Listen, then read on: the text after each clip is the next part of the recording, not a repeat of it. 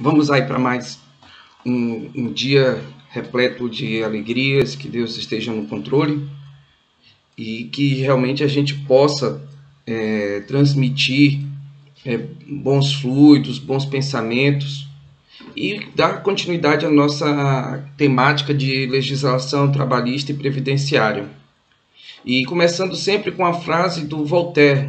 Voltaire foi um pensador francês que surgiu durante a Revolução Francesa, e ele dizia que o trabalho afasta de nós três grandes males: o tédio, o vício e a necessidade.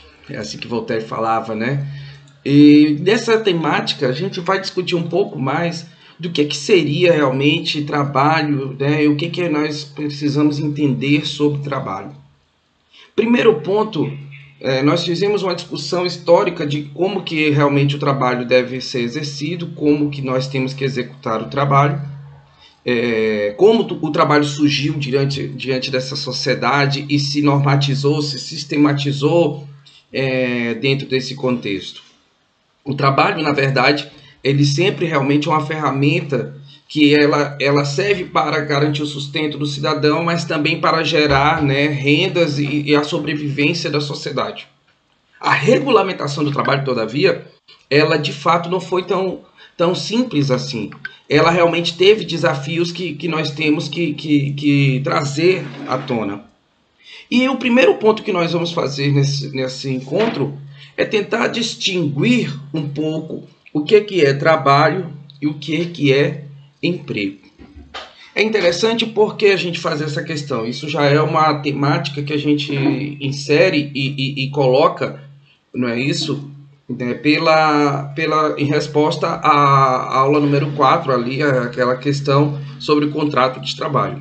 Não podemos falar de contrato de trabalho sem antes discutirmos e mencionarmos a distinção entre trabalho e emprego.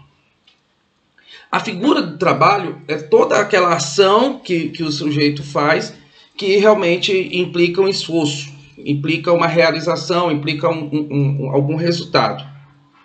O trabalho ele pode ser, como é que eu posso dizer, eventual. O trabalho ele pode gerar lucro ou na verdade, uma retribuição pecuniária ou não. Né? Nós temos aí, se você faz um trabalho voluntário, ele é trabalho, não é emprego. Então, se você faz a sua boa ação social em algum momento, isso é um trabalho voluntário, não é caracterizado emprego. Né? Se você eventualmente faz uma ação social em paróquia, isso é um trabalho voluntário. Se você um dia realmente faz um serviço para uma pessoa, isso é um trabalho, mas não é um emprego. Eu vou dar um exemplo. A semana passada, na minha residência, houve um curto-circuito, e para que eu solucionasse esse curto-circuito, eu tive que chamar o eletricista, que só veio uma única vez, corrigiu o problema e foi dispensado. Esse eletricista, ele desempenhou um trabalho e eu paguei por isso. É diferente do que é emprego. Emprego, ele tem elementos que são realmente característicos para ser reconhecido como emprego. Emprego é mais firme do que o trabalho. O trabalho ele tem essa questão, né? Quais são as características que podem caracterizar um emprego? Ou seja, quando que você está em um emprego? As características que podem caracterizar um emprego são a não eventualidade, a pessoalidade, a onerosidade e a subordinação. Ou seja, você tem 4 elementos que são necessários para caracterizar uma relação empregatícia entre empregador e empregado. Perfeito? Veja, a relação empregatícia ela é fundamental. Por quê, gente? Porque, na verdade, na nossa Constituição, nós temos uma justiça especializada para tratar de relações de emprego, relações trabalhistas que se caracterizam através do emprego, que é a Justiça do Trabalho. Agora, eventualmente, se eu tenho uma questão de que ela não é um emprego, mas ela pode ser trabalho, a demanda não necessariamente precisa ser feita pela Justiça do Trabalho. O sujeito ele ingressa na ação civil para cobrar o seu valor do seu serviço prestado. No emprego, não, ele cobra os seus salários e suas dívidas trabalhistas que são caracterizadas. Entendam isso. Numa relação de trabalho, ela é uma relação mais simples, ou seja, você não precisa, é eventual, ela é esporádica, né? Ela não é obrigatória, não é obrigado ter onerosidade ou não, pode acontecer. Mas a relação de emprego, essa se caracterizar, ela realmente vai ser uma relação que cabe às prestações trabalhistas decorrentes dela. Mas, professor, beleza, o senhor mencionou relação de emprego e relação de trabalho e disse que para eu caracterizar o emprego, eu preciso, portanto, ter, não é isso, a presença de 4 elementos. O senhor pode falar com calma cada um deles? Vamos falar com calma cada um deles para que vocês percebam quando é uma relação de trabalho, quando é uma relação de emprego, né? Imaginem vocês que um sujeito ele foi contratado para trabalhar numa loja. Para que ele pudesse trabalhar nesta loja, ele tinha que responder aos serviços para o seu chefe. Ele recebia um salário para isso. Não é isso? Ele tinha que prestar pessoalmente este serviço. Ele não podia mandar seu filho, seu vizinho fazer no lugar dele. Não é isso? E ele recebe por isso. Ele recebe um salário ao final do mês. Essa relação é uma relação de emprego. Esta relação é uma relação de emprego, porque está presente os 4 elementos que caracterizam essa figura. Quais são os 4 elementos? Vamos lá. Primeiro, pessoalidade. Esse é o primeiro elemento que vocês vão guardar com vocês.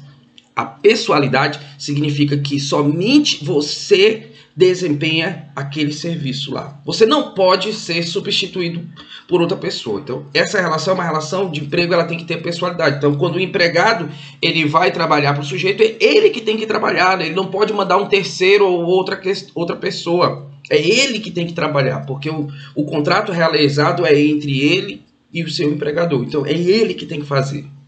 Então, não tem essa figura. Então, essa relação, ela é uma relação que precisa ter, primeiro, a característica pessoalidade. A segunda característica é subordinação. Esse sujeito que vai trabalhar neste local, ele subordina-se às ordens de seu chefe, de seu superior na relação trabalhista. Essa subordinação ela é necessária para tratar o sujeito numa relação de empregatícia, como empregado fosse, ele é subordinado. Ele tem que acatar as ordens. As ordens, frise-se, consideram-se ordens características, não é isso? Ordens características da relação de trabalho. Bom, além da pessoalidade, além, é claro, da subordinação, outra característica muito importante é a não eventualidade. Ele não vai trabalhar esporadicamente lá, ele trabalha realmente num período definido, em uma agenda definida. E outra característica que também está presente, né, que está presente nesta figura, é a onerosidade.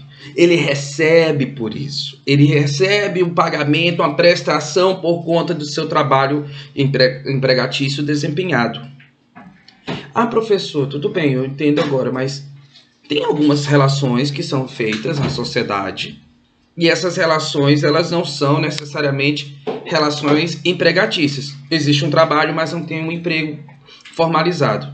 Que é uma relação que é muito questionada nos tribunais, e aí se discute se era uma relação de emprego ou não, se ali é um emprego ou não é um emprego. A figura da diarista.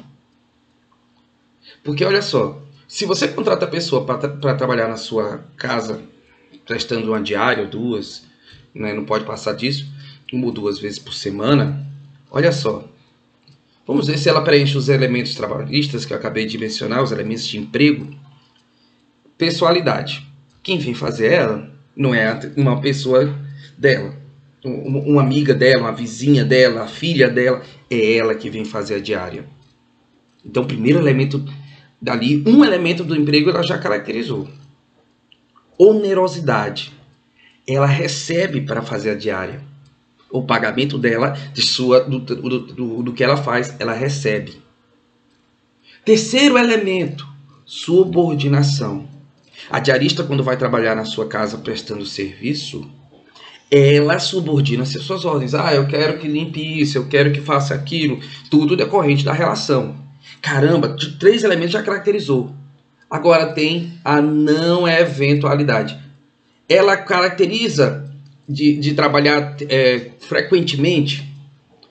Bom, essa é uma pergunta muito boa. Por quê?